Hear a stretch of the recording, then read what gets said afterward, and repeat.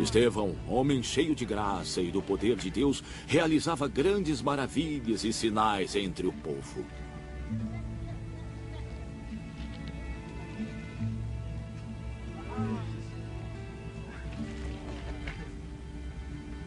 Contudo, levantou-se oposição dos membros da chamada Sinagoga dos Libertos, dos judeus de Cirene e Alexandria, bem como das províncias da Cilícia e da Ásia.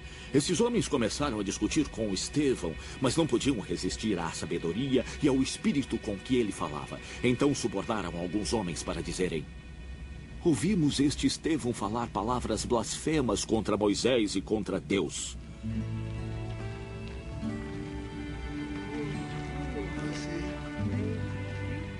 Com isso, agitaram o povo, os anciãos e os mestres da lei, e prendendo Estevão, levaram-no ao sinédrio.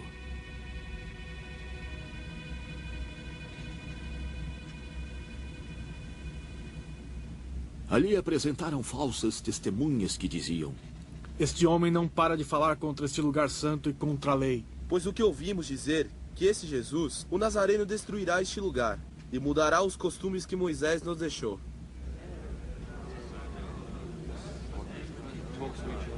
Olhando para ele, todos os que estavam sentados no sinédrio viram que o seu rosto parecia o rosto de um anjo. Então o sumo sacerdote lhe perguntou: são verdadeiras estas acusações? A isso ele respondeu: irmãos e pais, ouçam-me. O Deus glorioso apareceu a nosso pai Abraão, estando ele ainda na Mesopotâmia, antes de morar em Harã. Deixe a sua terra e seus parentes, Deus disse, e vá para a terra que eu lhe mostrarei. Assim ele saiu da terra dos caldeus e se estabeleceu em Harã. Depois da morte de seu pai, Deus o trouxe a esta terra, onde vocês agora vivem. Ele não lhe deu nenhuma herança aqui, nem mesmo o espaço de um pé. Mas Deus lhe prometeu que ele e seus descendentes possuiriam a terra. Embora naquele tempo Abraão não tivesse filhos, Deus lhe falou desta forma: seus descendentes serão peregrinos numa terra estrangeira e serão escravizados e maltratados por 400 anos. Mas eu punirei a nação a qual servirão como escravos, e depois sairão dali e me adorarão neste lugar. E deu a Abraão a aliança da circuncisão. Assim Abraão gerou Isaque e o circuncidou 8 dias depois do seu nascimento. Mais tarde, Isaque gerou Jacó, e este aos 12 patriarcas. Os patriarcas, tendo inveja de José, venderam-no como escravo para o Egito, mas Deus estava com ele e o libertou de todas as suas tribulações, dando a José favor e sabedoria diante do faraó, rei do Egito.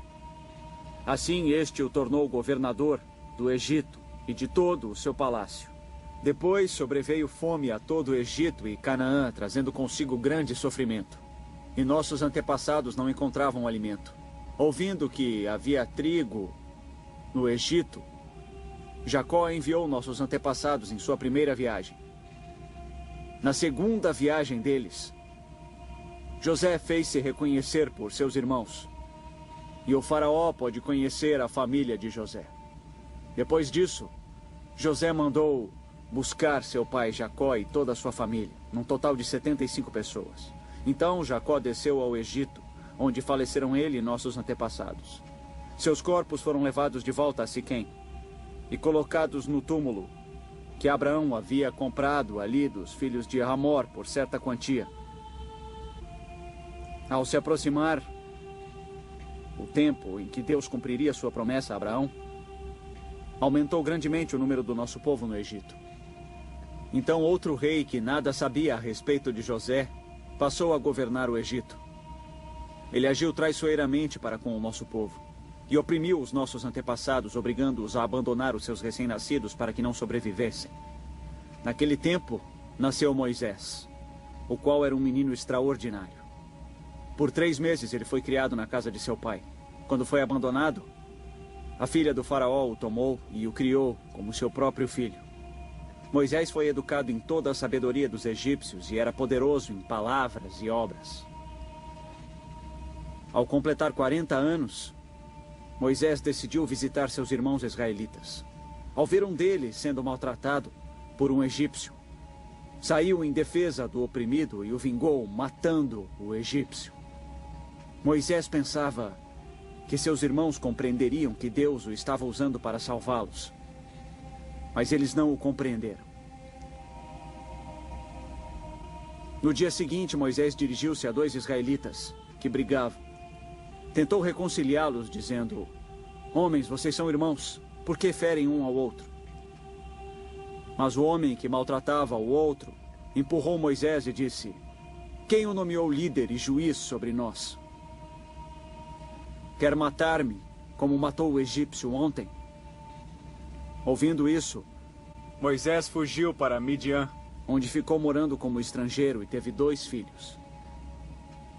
Passados 40 anos, apareceu a Moisés um anjo nas labaredas de uma sarça em chamas no deserto, perto do Monte Sinai. Vendo aquilo, ficou atônito. E aproximando-se para observar, ouviu a voz do Senhor: "Eu sou o Deus dos seus antepassados, o Deus de Abraão, Isaque e Jacó." Moisés, tremendo de medo, não ousava olhar. Então o Senhor lhe disse: "Tire as suas sandálias, porque o lugar em que você está é terra santa. Vi o sofrimento do meu povo no Egito. Eu ouvi seus gemidos e desci para libertá-los. Venha agora. Eu o enviarei de volta ao Egito." Este é o mesmo Moisés que tinham rejeitado com estas palavras: "Quem o nomeou líder e juiz?" Ele foi enviado pelo próprio Deus para ser líder e libertador deles por meio do anjo que lhe tinha aparecido na sarça.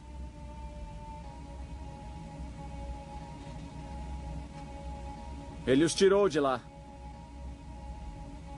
fazendo maravilhas e sinais no Egito, no Mar Vermelho e no deserto durante 40 anos. Este é aquele Moisés que disse aos israelitas: "Deus lhes levantará dentre seus irmãos um profeta como eu."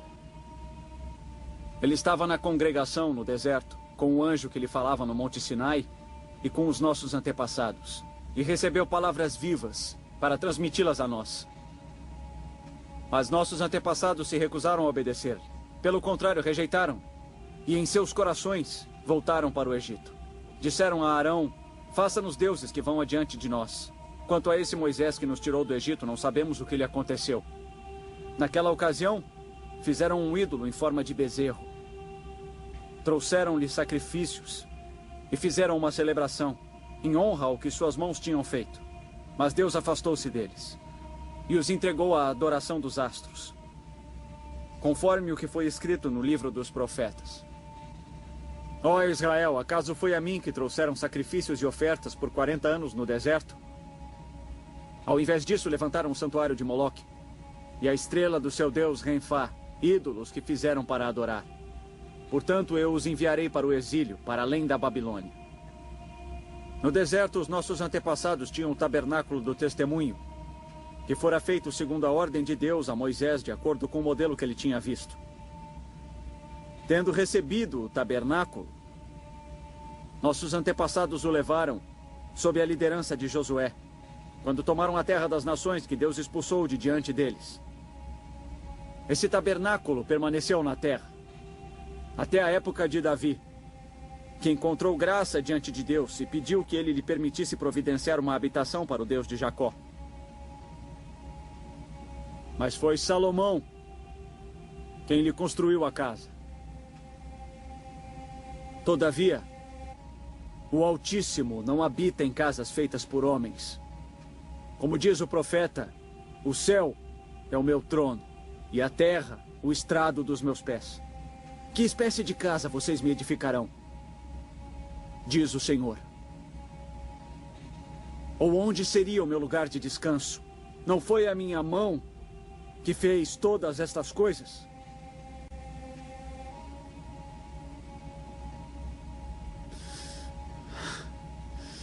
Povo obstinado incircunciso de coração e de ouvidos. Vocês são iguais aos seus antepassados, sempre resistem ao Espírito Santo. Qual dos profetas? Seus antepassados não perseguiram? Mataram aqueles que prediziam a vinda do justo, de quem agora vocês se tornaram traidores e assassinos. Vocês, que receberam a lei por intermédio de anjos, mas não a obedeceram. Ouvindo isso, ficavam furiosos e rangiam os dentes contra ele.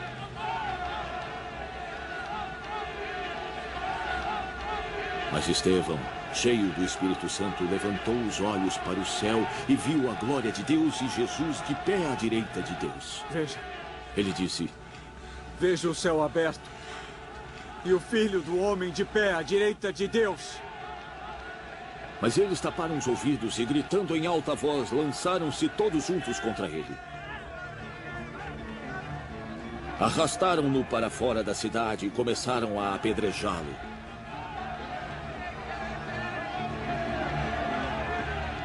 As testemunhas deixaram seus mantos aos pés de um jovem chamado Saulo. Enquanto apedrejavam Estevão, este orava: Senhor Jesus, receba o meu espírito. Então caiu de joelhos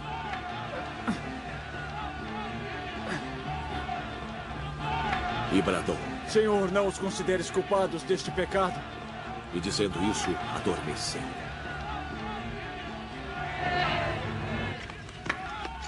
E Saulo estava ali, consentindo na morte de Estevão.